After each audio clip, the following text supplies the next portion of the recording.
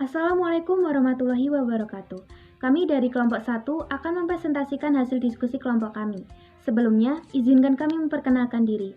Perkenalkan, nama saya Berliana Eka Zahra nomor absen 8 dan teman saya Nastaila Darusika nomor absen 25, Nesa Galuh Oktavianingrum nomor absen 26, Rafina Indaswari nomor absen 31, dan Tasya Puan Andin Sauda Hanum Aprilia nomor absen 35. Muhammad Natsir lahir di Alahan Panjang, Lembah Gumanti, Kabupaten Solok, Sumatera Barat, 17 Juli 1908. Meninggal di Jakarta, 6 Februari 1993 pada umur 84 tahun. Beliau adalah seorang ulama, politikus, dan pejuang kemerdekaan Indonesia.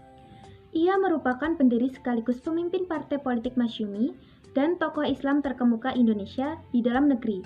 Ia pernah menjabat Menteri dan Perdana Menteri Indonesia.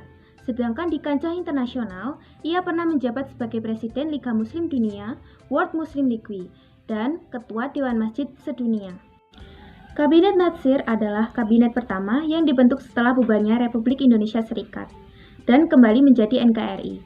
Kabinet ini berjalan selama periode 6 September 1950 sampai 27 April 1951 yang dipimpin oleh Muhammad Natsir. Kabinet Natsir sendiri dibentuk berdasarkan keputusan Presiden Republik Indonesia nomor 9 tahun 1950. Pembentukan kabinet yang ditanggungjawabkan kepada Muhammad Natsir ini sendiri berhasil membuat Partai Masyumi, Majelis Syuro Muslim Indonesia, mendapat kursi terbesar di DPR saat itu. Perkenalkan, nama saya Nastaila Darusika akan melanjutkan materi tentang pemerintahan pada masa Kabinet Muhammad Natsir. Setelah masa proklamasi kemerdekaan Indonesia, Natsir lebih dulu menjadi anggota KNIB sebelum akhirnya terpilih menjadi Perdana Menteri pada tanggal 3 April 1950. Natsir mengajukan mosi integral Natsir yang bertujuan untuk memulihkan keutuhan bangsa Indonesia dalam NKRI yang sebelumnya berbentuk serikat agar tujuan tersebut dapat tercapai. Soekarno pun akhirnya mengangkat Muhammad Natsir sebagai Perdana Menteri pada 17 Agustus 1950. Diangkatnya Natsir sebagai Perdana Menteri juga menjadi awal terbentuknya Kabinet Natsir pada 6 September 1950. Susunan Menteri pada masa Kabinet Muhammad Natsir. Menteri Dalam Negeri yaitu Asad, Menteri Luar Negeri yaitu Muhammad Roem, Menteri Keamanan Rakyat yaitu Abdul Halim, berhenti pada 8 Desember 1950, dan Sri Sultan Hamengkubuwono IX diangkat pada 8 Desember 1950.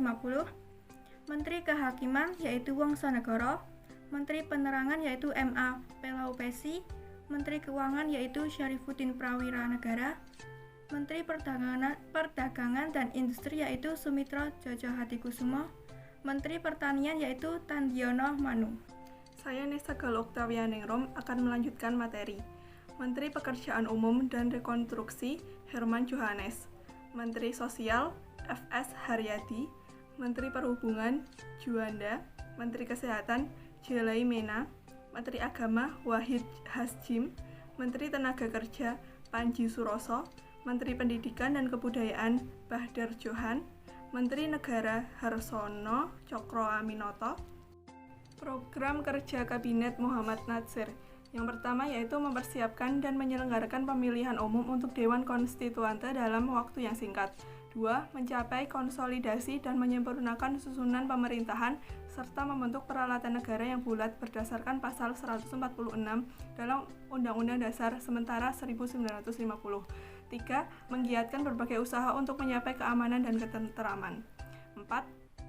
Mengembangkan dan memperkokoh kekuatan perekonomian rakyat sebagai dasar bagi pelaksanaan kegiatan perekonomian nasional yang sehat, serta melaksanakan keagamaan dan kesemarataan hak antara buruh dan majikan.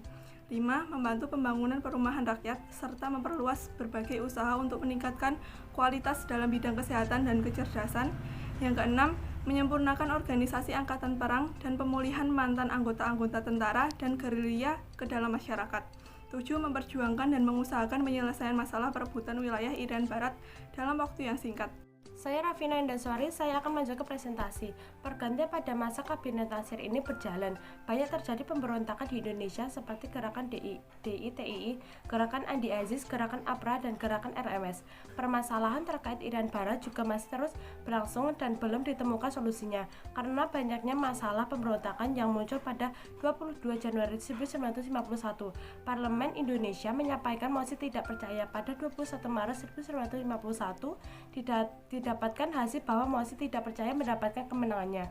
Peristiwa tersebut pun kemudian diikuti dengan mundurnya Natsir dari jabatannya. Natsir mengembalikan mandatnya kepada presiden yang menjadi tanda berakhirnya Kabinet Natsir. Setelah Kabinet Natsir tidak lagi bertugas, kabinet selanjutnya yang terbentuk yaitu Kabinet Sukiman dan Suwiryo.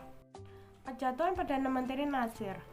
Kabinet Natsir 6 September 1950 sampai 21 Maret 1951. Penyebab jatuhnya Kabinet Natsir dikarenakan kegagalan kabinet ini dalam menyelesaikan masalah Irian Barat dan adanya mosi tidak percaya dari PNI menyangkut pencabutan peraturan pemerintah mengenai DPRD dan DPRDS. PNI menganggap peraturan pemerintah nomor 39 tahun 1950 mengenai DPRD terlalu menguntungkan Masyumi. Mosi tersebut disetujui parlemen sehingga Kabinet Natsir harus mengembalikan mandatnya kepada presiden. Akan tetapi, belum sampai program tersebut terlaksana, kabinet ini sudah jatuh pada 21 Maret 1951 dalam usia 6,5 bulan. Jatuhnya kabinet ini karena kebijakan Natsir dalam rangka pembentukan DPRD dinilai oleh golongan oposisi terlalu banyak menguntungkan Masyumi. Namun kabinet ini pun memiliki kelebihan. Walaupun kabinet ini hanya berjalan 6,5 bulan, kelebihan Natsir dari yang lain adalah bahwa Natsir bebas dari atavisme dan natavisme.